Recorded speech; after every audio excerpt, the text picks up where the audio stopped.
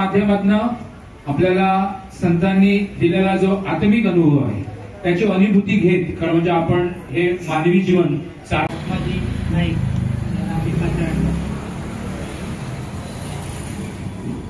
धन्यवाद सर। या ठिकाणी उपस्थित सर्व मान्यवर मंडळी, खरं म्हणजे आपल्या सर्वांच्या आत्म्याचा विषय ज्या भाषेतनं आपण सर्वजण केवळ बाह्य गोष्टीच्या वरती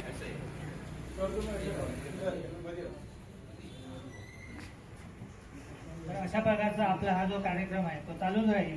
त्यामुळे धरणा कार्यक्रम हे प्रातिनिधिक स्वरूपाचा आहे, परंतु जोपर्यंत आपल्या ध्येयापर्यंत आपण निश्चितपणे झेप घेऊ आणि आपली जी मराठी आहे त्या मराठीला राजभाषेच्या आसनस्थ करू, त्याला राजभाषेचा मुकुट प्रस्थापित करून देऊ अशी या ठिकाणी आपण सर्वांनी शपथ घेतली आहे, निर्धार केलाय। पुन्हा एकदा आपल्या सर्वांचं मी मराठी राजभाषा निर्धार समितीच्या वतीनं या ठिकाणी ऋणनिर्देश करतो आणि थांबतो। धन्यवाद। त्यामुळे स्वस्थ न बसता सतत जोपर्यंत आपलं साध्य अंतिम टप्प्यात येत नाही आणि सरकार जोपर्यंत मराठी राजभाषा झाली कोकणी बरोबर असं जोपर्यंत जाहीर करत नाही तोपर्यंत आपलं हे आंदोलन चालूच राहील।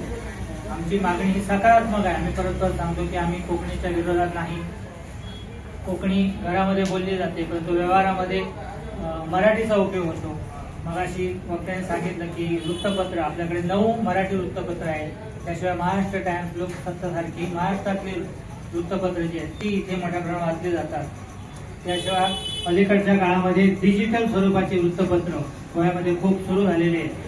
अशा प्रकारे जवळजवळ 10 ते 15 वृत्तपत्र ही रोज वाचली जातात। अनेकांचा चहा असतो तो पेपर वाचल्याशिवाय होत नाही, मराठी वृत्तपत्र। तर अशा प्रकारची स्थिती आहे आणि मराठीला खरं म्हणजे राजभाषेचा मुकुट जो आहे तो मराठीच्याच डोक्यावरती पाहिजे, परंतु दुर्दैवानं त्या काळामध्ये काँग्रेस जो निर्णय घेतला म्हणजे मराठीच्या बाजूने किंवा किमान मराठी आणि कोकणी दोन्ही राजभाषा केल्या पाहिजे होत्या, परंतु तसं न करता कोकणीच्या बाजूने गुप्तमाप देऊन कोकणीच राजभाषा केली आणि आमच्या डोळ्यात धूळ फेकण्यासाठी मराठी सहभाषा अशा प्रकारचा एक नवीनच प्रकार जो घटनेमध्ये कुठेही सांगितलेला नाही आणि मराठीला समान दर्जा देणार असं त्या कायद्यामध्ये म्हटलंय, परंतु आपण अनेक वर्ष बघतो की मराठीला कुठेही समान दर्जा दिला जात नाही, मराठीला मान दिला जात नाही, उलट मराठीचा जागोजागी अपमान होतोय।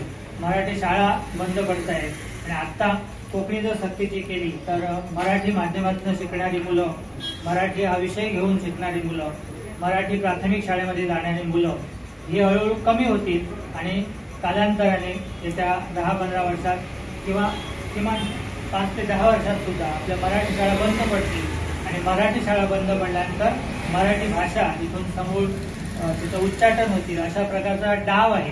म्हणजे आज जरी आपण बरोबर बघितलं की हा एक छोटासा निर्णय आहे, पण त्या निर्णयाचे परिणाम जे आहेत ते भयंकर आहेत आणि ते सगळ्या आमच्या सगळ्या मुलांना, तरुणांना आणि आम्हाला सुद्धा, कारण मराठी इथून जर नष्ट झाली तर ती संस्काराची भाषा नष्ट झाल्यामुळे पुढची जी पिढी ही वडीलधारे जे कोण असतील, गुरुजन असतील त्यांना मान न देता एक वेगळ्याच प्रकारचं वातावरण या ठिकाणी निर्माण होईल।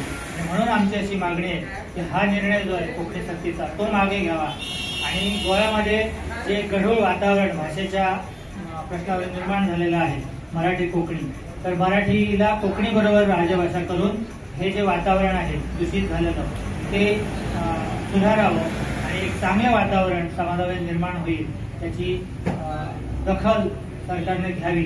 आणि खरं म्हणजे शासनाचं एक काम असतं की समाजामध्ये स्वास्थ्य असलं पाहिजे, समाजाचं स्वास्थ्य बिघडता कामा नये, त्याची दक्षता सरकारने घेतली पाहिजे।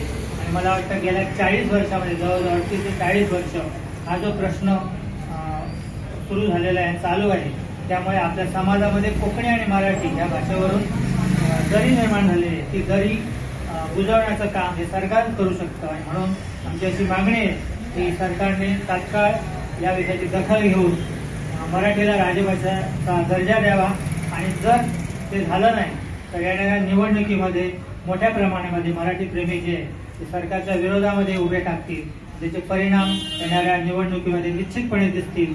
तर तोपर्यंत वाढ न बघता लगेच सरकारने आमच्या मागणीची दखल घ्यावी आणि आमची मागणी जी आहे ती 60 ते 70हून अधिक 70 ते 80 लोकांची मागणी आहे, 80% लोकांची. त्यामुळे बहुसंख्यानं जी पाहिजे ती मराठी राजभाषा करावी असं आवाहन आम्ही करतो. आपल्या डोक्यावरती हा जो राजकीय एक वेगळ्याच प्रकारचा डाव घातलेला आहे, तो डाव उधळून लावण्यासाठी आपण सर्व बुजुर्ग मंडळी, खरं म्हणजे आपण सर्वजण या नवीन पिढीला मार्गदर्शक आहात. आपण सर्वजण हे प्रातिनिधिक स्वरूपामध्ये या ठिकाणी हा कार्यक्रम करत आहोत. मला असं म्हणावंसं वाटतं या ठिकाणी आपल्या सर्वांचं ऋणनिर्देश करणं हे आपल्या सर्वांना कमीपणाचं ठरेल.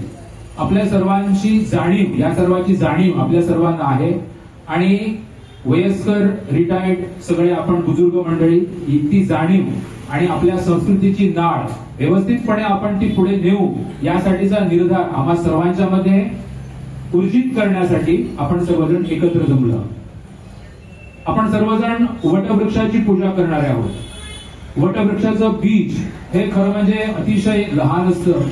एकाच त्या फळामध्ये असंख्य बीज असतात, परंतु काक ज्यावेळी कावळा ज्यावेळी त्याचं प्राशन करतो आणि त्याच्या विष्ठेतनं तो संस्कार होऊन ज्यावेळी ते बीज या धरणी मातीच्या वरती अंकुरतं, त्यावेळी त्या न दिसणाऱ्या एवढ्या बीजाचा एक वटवृक्ष होतो.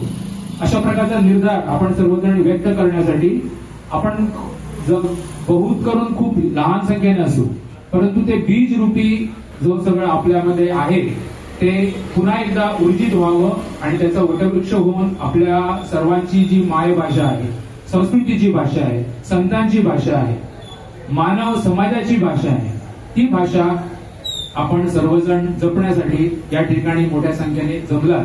त्याबद्दल या मराठी राजभाषा निर्धार समिती पेडणेच्या वतीनं आपल्या सर्वांचं मी ऋणनिर्देश करतो.